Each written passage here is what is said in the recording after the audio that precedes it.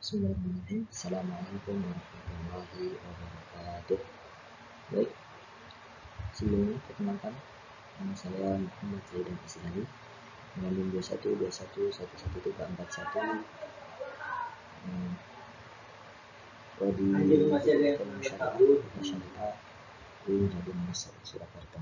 Pada kesempatan kali ini saya akan menjelaskan tentang fikih siasah, yaitu tentang dasar pembentukan fikih siasah dan sumber dan ruang lingkup fikih siasah.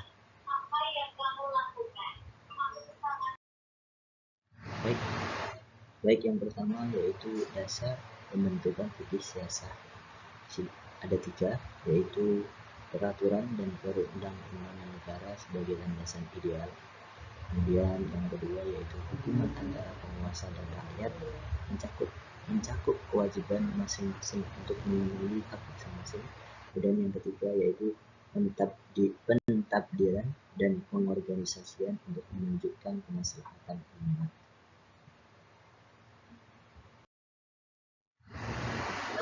Baik, masuk kepada penjelasan selanjutnya, yaitu ruang lingkup fikih siasah. Di sini ada 4, yaitu yang pertama siasah dusturiyah atau penetapan hukum, yaitu membahas tentang masalah-masalah perundang-undangan negara. Dalam bagian ini dibahas antara lain konsep-konsep konstitusi, legislasi, lembaga demokrasi, dan banyak lagi yang lainnya. Kemudian yang kedua ada siasah dauliyah atau kharijiyah, yaitu hubungan luar negeri. Di sini membahas tentang yang mengatur hubungan antar warga negara dengan lembaga negara dari negara satu dengan warga negara dan lembaga negara dari negara lain. Kemudian yang ketiga yaitu siasah maliyah atau keuangan negara, mengatur segala aspek pemasukan dan pengeluaran keuangan yang sesuai dengan kemaslahatan umum tanpa menghilangkan hak individu dan menyia-nyiakannya. Kemudian yang terakhir, yang keempat yaitu siasah harbiyah atau peperangan.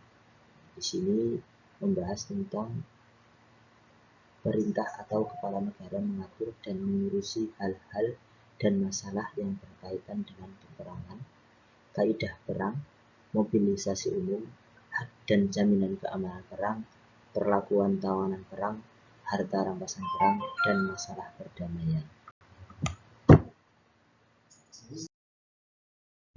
Baik, setelah masuk kepada materi selanjutnya, setelah kita mengetahui dasar pembentukan fikih siasah, kemudian ruang lingkup fikih siasah, sekarang masuk kepada sumber hukum fikih siasah. Di sini ada 2, yaitu sumber hukum yang disepakati oleh para ulama.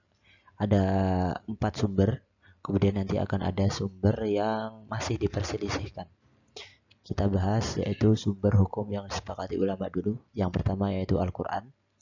Al-Quran merupakan sumber pokok atau primer syariat Islam. Di dalamnya dijelaskan tentang dasar-dasar syariat, akidah-akidah secara terperinci, dan ibadah serta peradilan secara global. Kemudian sumber yang kedua yaitu As-Sunnah. Sunnah Nabi Muhammad SAW merupakan sumber ajaran Islam yang kedua, karena hal-hal yang diungkapkan oleh Al-Quran yang bersifat umum atau am memerlukan penjelasan. Maka Nabi Muhammad SAW menjelaskannya melalui hadis. Kemudian yang ketiga ada ijma. Ijma ini adalah adanya suatu peristiwa setelah wafatnya Nabi Muhammad SAW yang tidak terdapat dalam Al-Quran dan As-Sunnah. Kemudian para mujtahid muslim membuat sebuah penyelesaian keputusan, itulah kemudian yang disebut sebagai ijma. Kemudian yang terakhir adalah qiyas.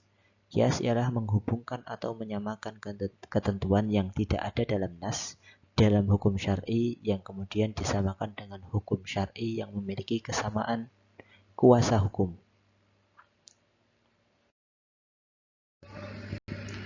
Kemudian kita masuk kepada sumber hukum yang masih diperdebatkan oleh para ulama, yaitu ada 8. Yang pertama yaitu istidlal, yaitu menarik kesimpulan dari dua hal yang berlainan. Para ulama mendefinisikan istidlal adalah alasan dan cara beralasan yang digunakan mujtahid dalam menetapkan hukum suatu masalah. Kemudian yang kedua yaitu maslahah mursalah, adalah cara yang menemukan hukum suatu hal yang tidak terdapat ketentuannya dalam syariah berdasarkan pertimbangan kemaslahatan masyarakat. Kemudian yang keempat ada istihsan, adalah cara menentukan hukum dengan cara menyimpang dari ketentuan yang sudah ada demi keadilan dan kepentingan sosial. Kemudian yang keempat, istishab, adalah melangsungkan berlakunya hukum yang ada karena belum ada ketentuan lain yang membatalkannya. Kemudian sumber hukum yang masih diperdebatkan yang kelima adalah urf, adalah adat atau kebiasaan dari masyarakat tertentu yang tidak bertentangan dengan hukum Islam sehingga tetap dapat berlaku bagi masyarakat tersebut. Kemudian yang keenam adalah syar'u man qablana, adalah hukum-hukum Allah yang disyariatkan kepada umat terdahulu melalui nabi-nabi mereka seperti Nabi Ibrahim, Nabi Musa, Nabi Daud, dan Nabi Isa alaihissalam. Kemudian yang ketujuh yaitu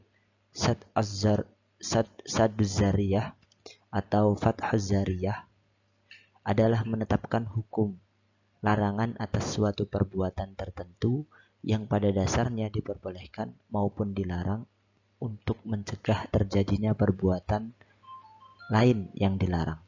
Kemudian yang ke-8 yaitu qaul sahabi, adalah perkataan seorang sahabat yang tersebar pada sahabat-sahabat yang lain tanpa diketahui ada sahabat lain yang menentangnya.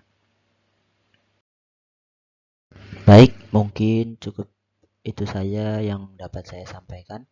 Semoga bermanfaat. Terima kasih. Wassalamualaikum warahmatullahi wabarakatuh.